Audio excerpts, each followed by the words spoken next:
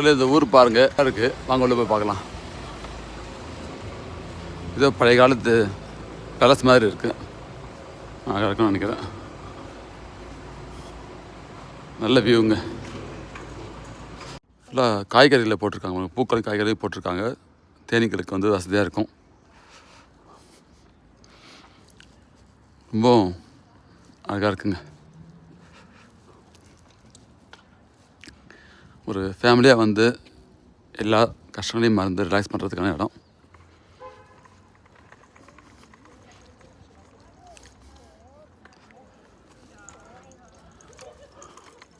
நிறைய சூரியன் செடி இருக்கு பாருங்க.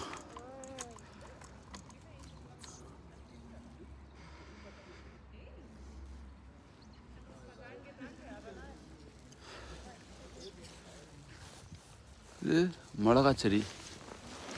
ஆமாங்க, பச்சை மிளகா. ஆனால் வேறு மாதிரி இருக்குது. இது என்ன செடின்னு தெரில. தக்காளி செடி இருக்குது நிறையா.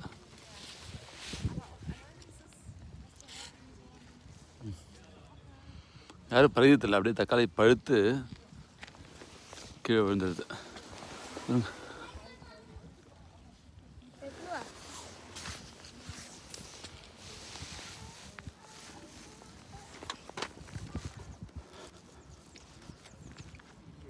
அமைதியாக இருக்குங்க. அதாவது சிட்டியோட இறைச்சல் எதுவுமே இல்லாமல் ரொம்ப அமைதியாக இருக்குது. நிறைய காய்கறியில் போட்டிருக்காங்க. ஆக்சுவலாக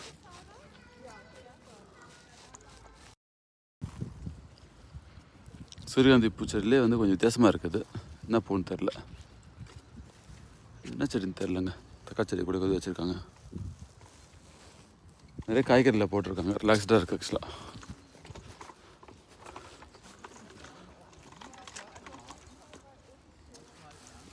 பாருங்கள், இந்த முட்டைக்கோஸ் செடி மாதிரி இருக்குங்க, நல்லா இருக்கு.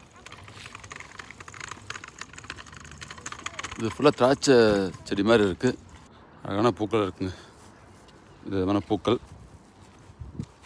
இங்கே எதை விதைச்சிருக்காங்கன்னா விதைச்சிருக்காங்கன்னு தெரில. இது ஃபுல்லாக முள்ளங்கி மாதிரி தெரியுது பாருங்க. முள்ளங்கி தெரியுது பாருங்க. முள்ளங்கி தோட்டம் பூலாம் வச்சுருக்கு.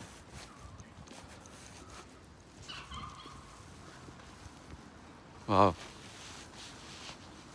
தக்காளி பூக்கள் அழகாக இருக்குங்க. அதாவது இளையோர் காலம் தான் போயின்னு இருக்குது, இருந்தாலும் இப்பயும் பூக்கள் பூக்குது பாருங்க.